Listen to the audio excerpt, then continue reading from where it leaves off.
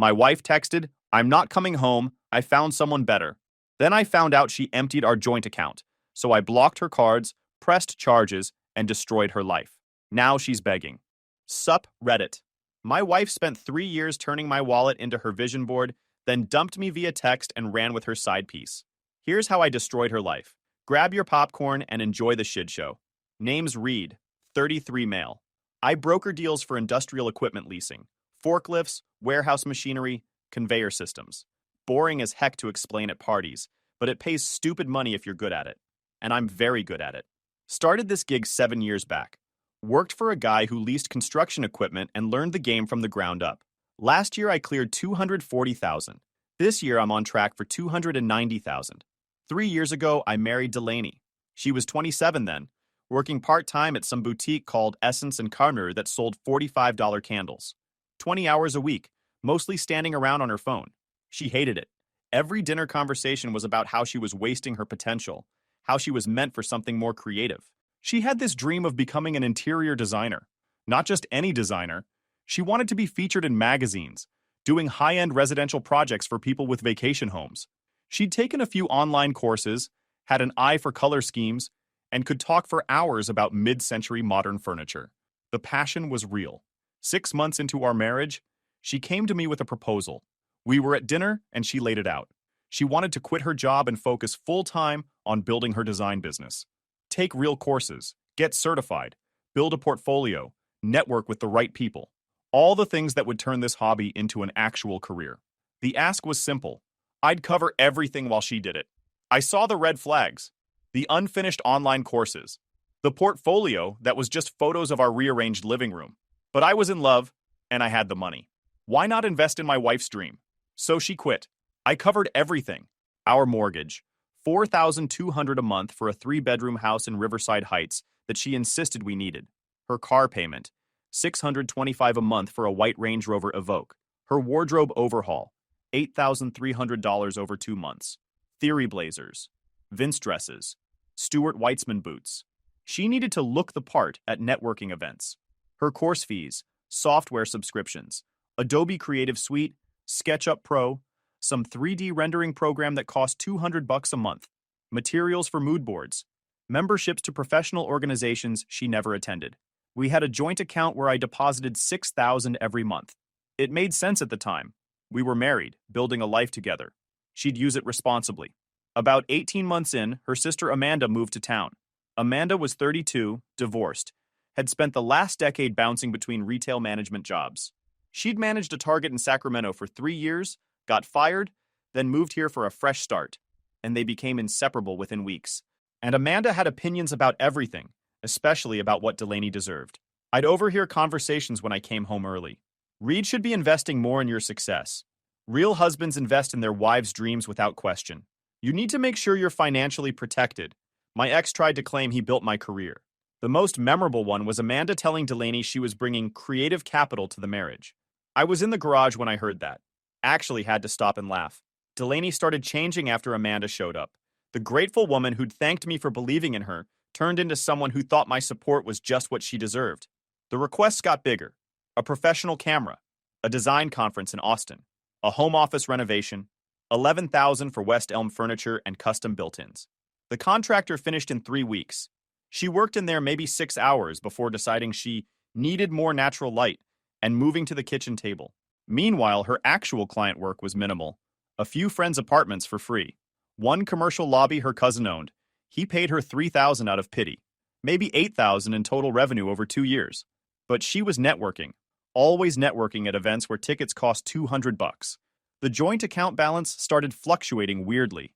I'd deposit $6,000, and within 10 days it'd be down to a few hundred. I was busy pulling 60-hour weeks between site visits and contract negotiations. My brother Zane noticed before I did. He's 36, works in commercial property management, has the emotional intelligence of a brick wall, and the observational skills of a forensic accountant. We met for lunch one Tuesday at this sandwich place near his office. I was talking about buying Delaney a new MacBook because hers was too slow for design software. He put his sandwich down mid-bite. Reed, brother, what the heck are you doing? What do you mean? Your wife has generated maybe 10 grand in 2 years while you've spent, what, 6 figures supporting this designer fantasy? And now you're buying her a third laptop? She's building something. It takes time. Building something. Right. He pulled out his phone and opened his calculator. Let's do the math. Mortgage, that's $50,000 a year. Car lease, another $7,500. That joint account, $72,000 annually. The courses, the conference, the office renovation, the camera, the wardrobe. You're in for $200,000 over 2 years. What's her return? I didn't have an answer. $8,000, Reed. In 2 years. My intern makes more than that working summers. She's building relationships.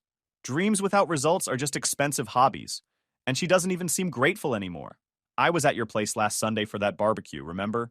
She spent the entire time complaining to Amanda about the kitchen renovation taking too long. That barbecue? I'd forgotten. Delaney had barely acknowledged I was there, too busy showing Amanda paint samples. There's supporting someone, and then there's funding their lifestyle while they play entrepreneur. She's treating you like a wallet with a pulse. When's the last time she even thanked you? I couldn't remember. Our conversations had become entirely about her business, her vision, her needs. When this blows up, don't say I didn't warn you. I brushed him off. He didn't understand. Delaney was my wife. This was an investment in our future. That was 4 months ago. Last Tuesday, I came home from a site visit around 6:30. Had a meeting with a distribution company looking to upgrade their warehouse fleet. Potential $80,000 commission if I closed it. I was in a good mood. The house was dark. Delaney's Range Rover wasn't in the driveway. Not unusual. She had networking events regularly. I figured she'd be home by 9. We'd get takeout. At 8, my phone buzzed on the kitchen counter. Saw this and my stomach dropped. Text from Delaney. I found someone better. I'm done with this marriage. Don't contact me.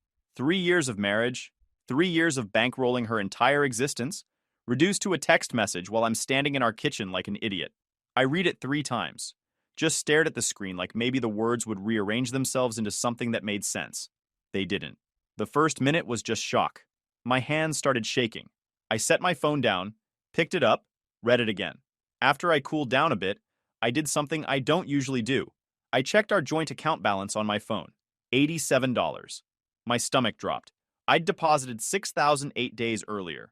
The automatic deposit, first of every month like clockwork. I logged into the full transaction history, fingers fumbling on the screen.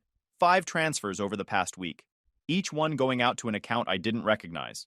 $1,200 on the 3rd, $900 on the 5th, $1,400 on the 7th, $2,800 on the 9th. The last one went through yesterday. She drained it, planned it out. While I was at work closing deals to keep money flowing into an account she was actively emptying. I pulled up our shared credit card accounts. 3 cards where she was an authorized user. Combined balance, $18,400 in new charges from the past 2 weeks. I scrolled through the transactions. Designer luggage from Nordstrom. Hotel charges at the Marriott downtown. 3 nights. Dinners at places I'd never heard of. A charge at Tiffany. Spa services. More clothes. She'd been spending my money to fund her exit strategy, planning it while sleeping next to me. That's when Zane's words came back. When this blows up, and it's gonna blow up, don't say I didn't warn you. Yeah, it just did.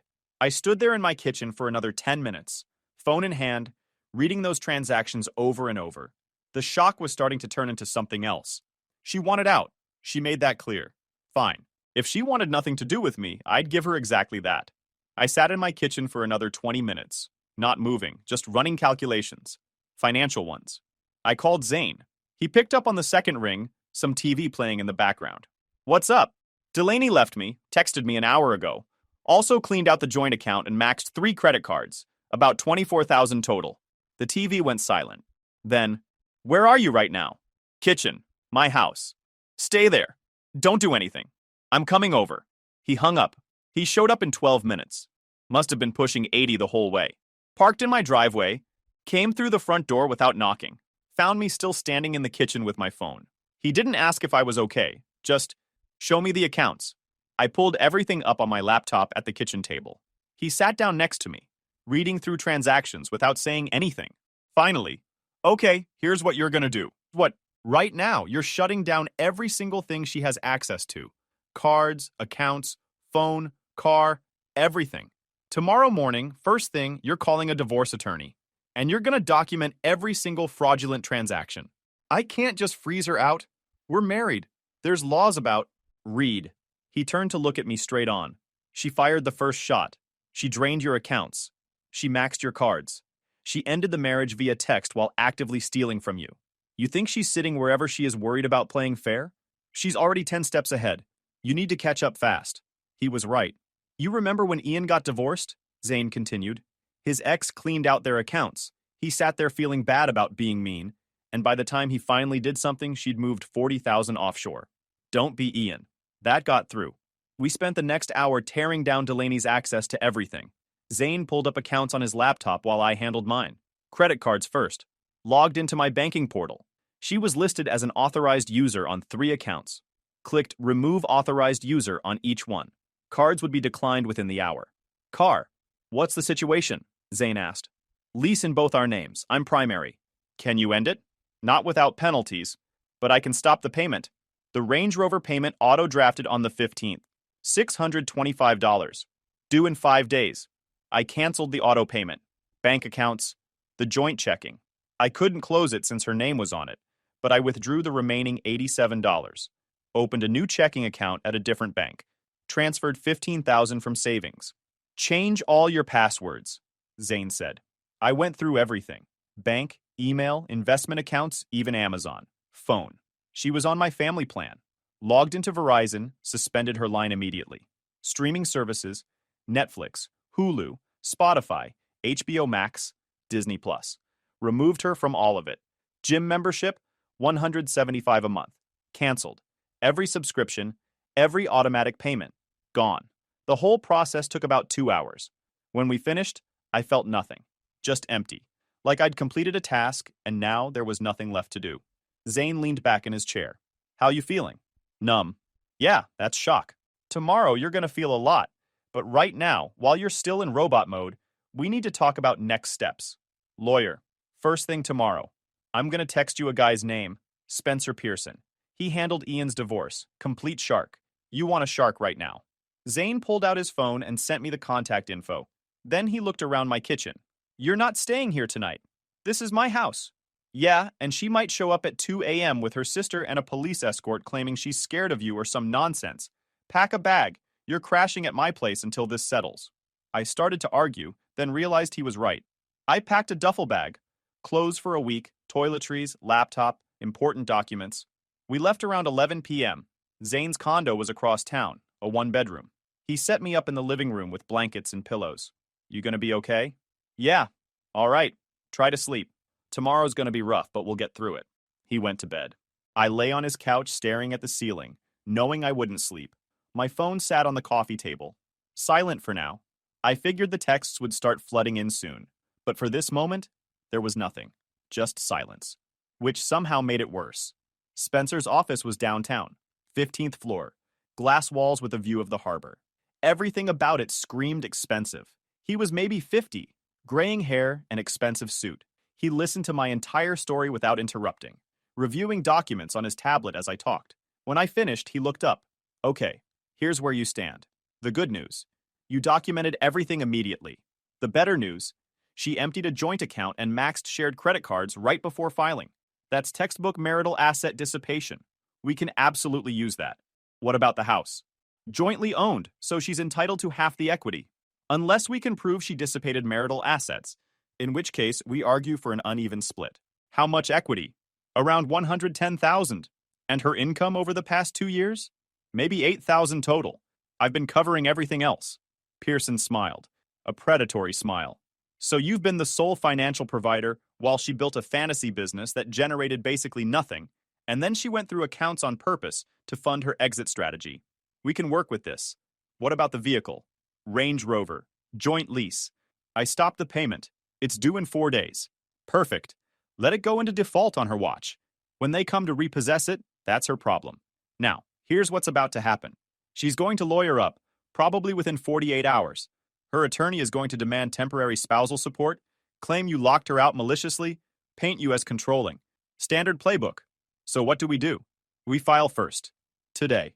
We establish the narrative that she abandoned the marriage, drained the assets, and you're simply protecting yourself from further financial harm.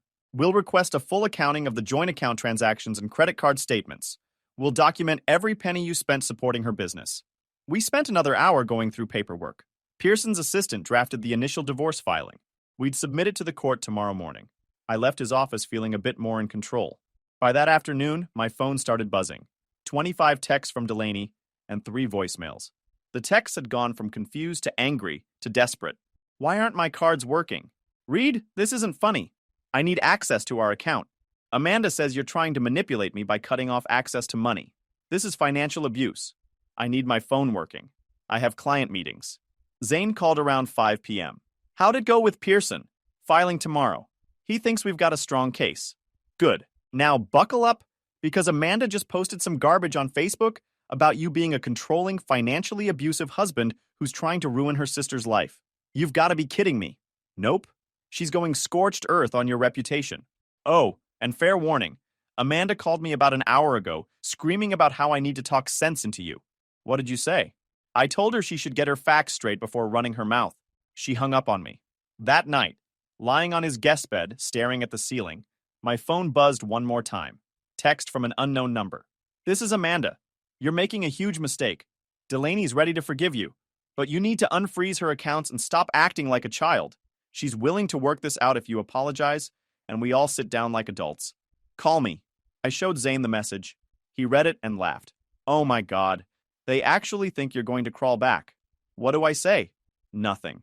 You don't engage with the sister-in-law, but honestly, save that message. It's gonna look real bad when we're in court explaining how Delaney was influenced by outside parties. I forwarded the message to Pearson with a note. Wife, sister trying to mediate. Thought you should see this. He replied in 3 minutes. Perfect.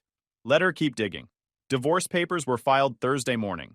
By Thursday afternoon, Delaney had retained an attorney, Hastings. According to Pearson, he was known for aggressive tactics and theatrical courtroom performances, but he wasn't particularly strategic. Friday morning, I got the first letter from Hastings. 5 pages of demands. Immediate reinstatement of Delaney's access to all accounts and credit cards.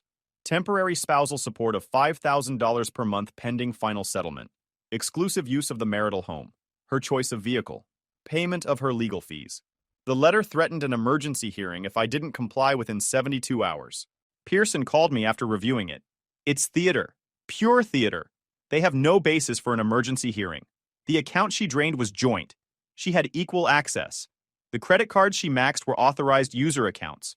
She wasn't entitled to them, and her abandonment of the marriage is documented via her own text message.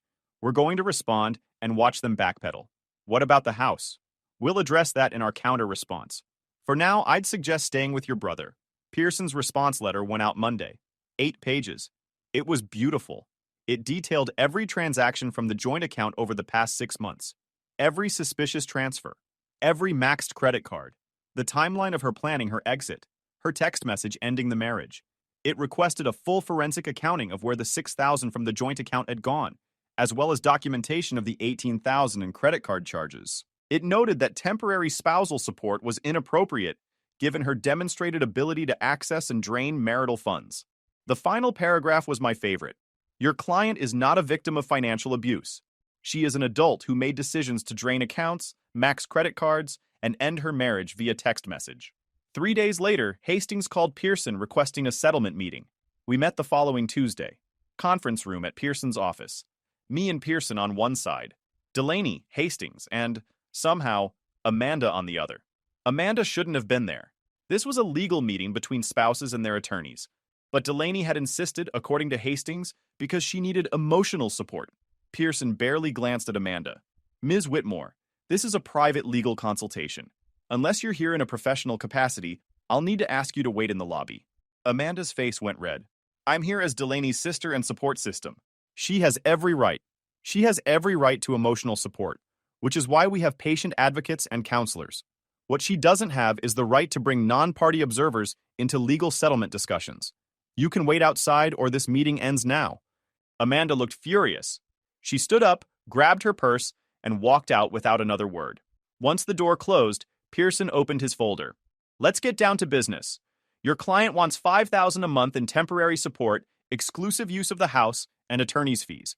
We're offering nothing in temporary support given her dissipation of marital assets, a forced sale of the house with equitable split adjusted for her documented draining of funds, and she pays her own attorney. Counter. Hastings launched into his prepared speech about Delaney's contributions to the marriage, her sacrificed career, her need for stability. Pearson let him finish, then slid a document across the table. That's a breakdown of every penny Mr. Torres spent supporting your client over the past 2 years. $148,000 in direct support. Mortgage, car, courses, materials, networking events, wardrobe, equipment. In return, your client generated $8,000 in revenue. When the marriage ended, she went through accounts and maxed credit cards to the tune of $24,000. So let's be clear about who sacrificed what. Delaney was panicking now. Hastings looked less confident. Pearson continued. Here's what's going to happen. We're going to sell the house. Your client dissipated $24,000 in marital assets during her exit. We're going to adjust the equity split to reflect that. After the mortgage and closing costs, Mr. Torres gets the majority share to offset the stolen funds, and your client gets what's left. She keeps whatever personal items she wants from the house. He keeps his business assets and retirement accounts that he built before and during the marriage. No spousal support. No attorney's fees. Clean break. That's not, Hastings started. Or, Pearson interrupted, we go to trial. We subpoena every account transaction. We put your client on the stand and ask her to explain where $24K went in 3 weeks. We document every instance of her sister's interference and influence. And we ask for an uneven asset split based on dissipation and bad faith. Your call. The room went silent. Hastings leaned over and whispered to Delaney for about 2 minutes. She was shaking her head and crying. Finally, Hastings straightened up. We'll need time to review the offer. You have 48 hours, Pearson said. After that, we proceed to discovery, and this gets expensive for everyone. The meeting ended. Delaney wouldn't look at me, just grabbed her bag and walked out, Amanda rushing to her side in the lobby. In the elevator, Pearson turned to me. They're going to take it. She has no leverage and Hastings knows it. What about the joint account? The $6,000 she transferred out? Pearson smiled again. That's phase 2. Zane and I were eating takeout at his place when Pearson called Thursday night. Good news. Hastings accepted the settlement terms.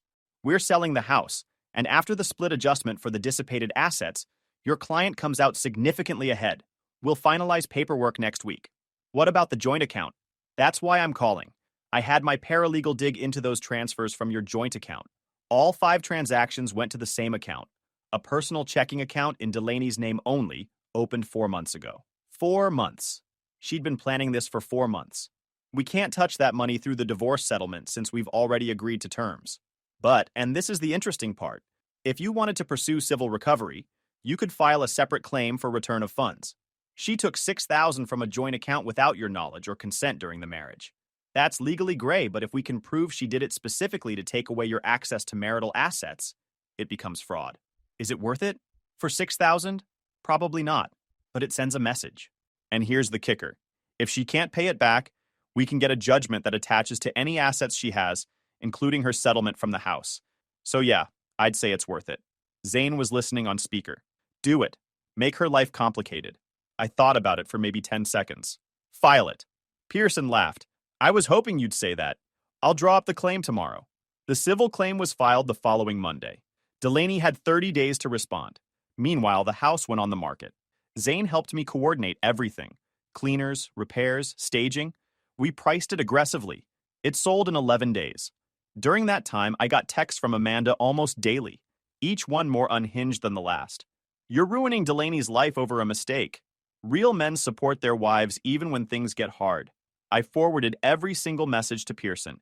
He was building a case that Amanda's interference had contributed to the marriage falling apart. I blocked Amanda's number. The house closed 3 weeks later. After the mortgage payoff and closing costs, we netted $106,000. Per the settlement terms and the adjustment for dissipated assets, Delaney got $43,000 and I got $63,000. Her attorney cut her a check. According to Pearson, Hastings had advised her to immediately pay back the $6,000 from the joint account to avoid the civil judgment. She refused. She told Hastings it was her money too, so she did nothing wrong. He tried to explain that's not how this works. But apparently Amanda convinced her to stand her ground. So what happens now? Now we get a default judgment because she didn't respond to the civil claim. Then we attach it to her settlement check. And that's exactly what happened. The civil court issued a judgment for $6,000 plus court costs. Another $1,200. Since she'd just received $43,000 from the house sale, we immediately filed for collection. The bank froze $7,200 from her account and transferred it to me. Delaney's remaining house settlement, $35,800. She lost almost 7,000 because Amanda told her to stand her ground. Zane nearly fell off his chair laughing when I told him. Oh man, she let her sister give her legal advice. That's amazing. But we weren't done. Not even close. A month after the divorce finalized, I got a letter from the credit card company, the one where Delaney had been an authorized user and had racked up 11,000. They were suing her for unpaid balance. See, when I removed her as an authorized user, the debt should have stayed with me as the primary account holder. But the timing mattered. She'd made those charges after leaving the marriage, after cleaning out the account. My divorce attorney had included a clause in the settlement that any debts incurred by either party after the separation date were individual responsibility. Delaney's $11,000 shopping spree happened after that date. The credit card company's lawyers did their homework. They found the divorce decree, saw the clause, and went after her directly. I had nothing to do with it. Pearson called when he heard. The gift that keeps on giving. She's going to have to settle or get a judgment against her. Either way, her credit is about to be destroyed. Then came the Range Rover. The lease I'd stopped paying when she left. 3 months of missed payments. The leasing company sent increasingly aggressive letters. Finally, they just repossessed it. Came to her apartment at 6 a.m. with a tow truck and took it. She called me for the first time since the divorce finalized. I didn't answer.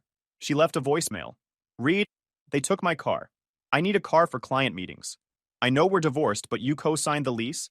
This affects your credit too. We need to figure this out. Please. I called Pearson. What's my exposure on the Range Rover? If they're reporting it against you, we can dispute it based on the divorce decree assigning her responsibility for debts she incurred. But honestly, you might take a small hit. Is it worth it to watch her car get repossessed? Absolutely. The credit hit was 40 points. Temporary. Meanwhile, Delaney lost her vehicle and had to deal with a $9,000 deficiency balance when the leasing company sold it at auction. But the real revenge came from a totally unexpected place. Remember that interior design business she'd been building? Turns out she'd been using my identity to establish business credit. My accountant caught it during tax prep.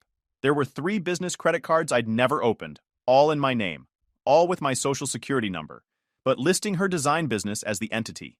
Combined balance, 32,000. That's identity fraud. I called Pearson immediately. Did you authorize any of this? No. I didn't even know she'd opened business credit lines. Then we're reporting this. Today. Police report, credit bureaus, the works. We filed a police report that afternoon. The detective assigned to the case reviewed the paperwork and confirmed what I already knew. Delaney had forged my signature on business credit applications, used my identity without permission, and racked up debt in my name. This is textbook identity theft, the detective said. We'll need to interview her. Get her statement. The detective called Delaney in for an interview. According to Pearson, who somehow had connections everywhere, she showed up with Amanda and immediately started crying about how I was using the legal system against her. The detective wasn't having it. She apparently tried to argue that they were married, so it was fine. She was building a business that would benefit both of them. None of that mattered. The detective filed charges. The DA's office picked it up. Delaney was formally charged with identity theft and credit fraud. Pearson called me when it became official. She's facing up to 3 years if convicted. More likely she'll take a plea deal. But she'll have a record. How much restitution? Full $32,000 plus your legal costs for dealing with this. And she'll have to pay back the credit card companies directly. It was like watching dominoes fall in a sequence she'd set up herself. The next few months were a blur of legal proceedings. Delaney took a plea deal. 2 years probation, $35,000 restitution to me, 300 hours community service. Felony reduced to a misdemeanor if she completed probation successfully. Her design business, what little existed of it, dissolved. Can't exactly network in the interior design world with fraud charges on your record. 6 months after everything finalized, Zane and I were at my place watching the playoffs. I'd bought a house outside the city with my settlement money. Paid cash, no mortgage, nice and quiet. Life was good. Business was crushing it. My doorbell rang around 7 p.m. Wasn't expecting anyone. I looked through the window and actually did a double take. Delaney was standing on my porch. And she'd brought Amanda. They were both dressed up. Like, weirdly dressed up. Delaney in some outfit that screamed, "I'm a serious professional," except the blazer was wrinkled, and her shoes were scuffed. Amanda was wearing what I can only describe as a power suit from 2003. They both had folders. Folders. "Zane, come look at this." He walked over, looked out the window, and started laughing. "Oh no, oh this is gonna be good. Are those presentation folders?" I think so. You have to let them in. I need to see this. I opened the door. Delaney's face lit up like I'd just agreed to something. I hadn't said a word yet. Reed, thank you for seeing us. We really appreciate you taking the time. I didn't agree to anything. Why are you on my porch? We were hoping we could come in and talk. We have a proposal. I blinked. Amanda jumped in. A business proposal. If you'll just give us 20 minutes? Zane appeared behind me. Oh yes, this is happening. Reed, let them in. Delaney's face fell when she saw Zane. Amanda looked like she'd swallowed a lemon. Zane doesn't need to be involved in this, Amanda said. He lives here. So yeah, he's involved. You've got 10 minutes. Make it quick. They came into my living room, looked around at my new place. Delaney sat on my couch like she was at a job interview. Amanda sat next to her. Zane grabbed his water and settled into the recliner with the biggest smile on his face. Go ahead, ladies. Delaney opened her folder. She'd printed things. Multiple pages with charts. I couldn't make this up. So, Reed, we've spent the last few weeks putting together a plan that we think addresses everyone's concerns and creates a path forward that's mutually beneficial. Zane whispered, Oh my God, she made a PowerPoint. Loud enough for everyone to hear. Delaney shot him a look and continued. As you know, the past year has been difficult for everyone involved. But we're not here to dwell on the past. We're here to discuss solutions.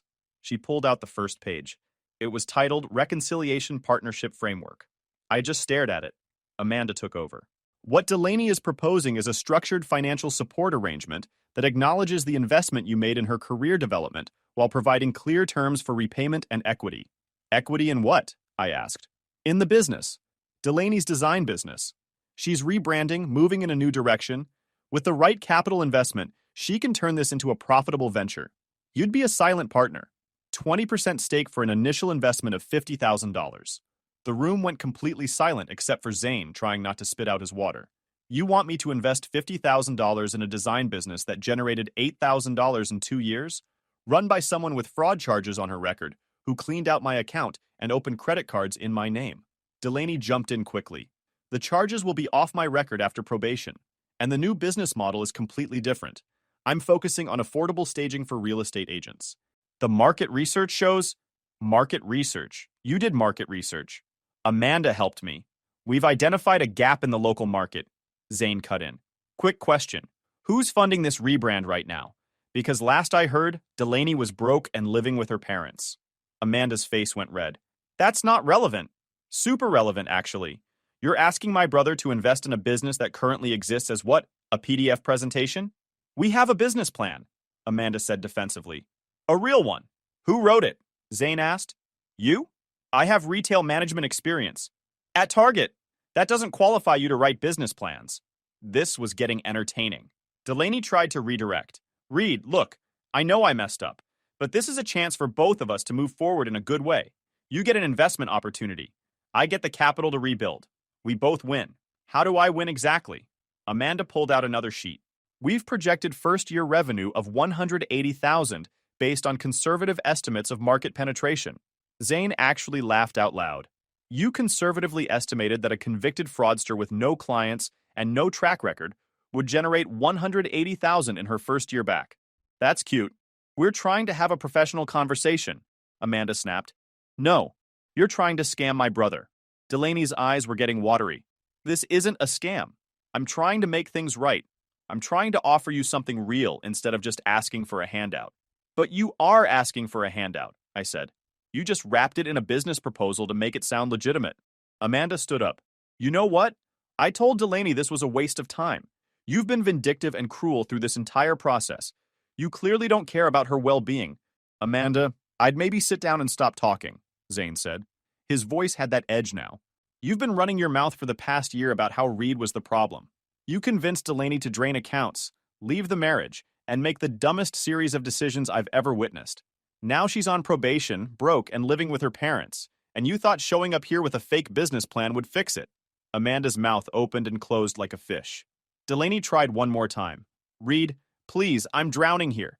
The restitution payments are killing me. So get a job. You don't understand how hard it is. I understand you made choices. Bad ones. And now you're dealing with the results. That's not my problem to fix. Delaney was full-on crying now. Amanda put her arm around her. They both just sat there on my couch, like I was supposed to feel bad. I didn't. Zane stood up and opened the front door. Ladies, the presentation's over. Thanks for coming. Don't come back. Amanda gathered up her folders with as much dignity as she could manage. Delaney followed her to the door, then turned back one last time. I hope you're happy with yourself. Yeah, I am. She didn't respond. Just walked out. Zane closed the door behind them. We went back to the living room, and he immediately pulled out his phone. What are you doing? Texting the group chat. Nobody's gonna believe this without proof. My phone started buzzing immediately. The family group chat was losing it. Through my front window, I could see Delaney's beat-up Toyota sitting in my driveway for another few minutes. They were probably in there having a breakdown or planning their next move. Eventually, they drove off. Zane turned the game back up. You think they'll try again? Nah. That was the Hail Mary. They had nothing else. Delaney had gone from dumping me via text and cleaning out our account to showing up at my house with a PowerPoint begging for investment capital. And I'd gone from funding someone else's fantasy to watching playoff basketball in a house I owned outright. Well, that's a win for me. Guys, we are so close to hit 100,000 subscribers on this channel. If you are not subscribed to the channel, please consider subscribing. It really helps hit that 100,000 mark.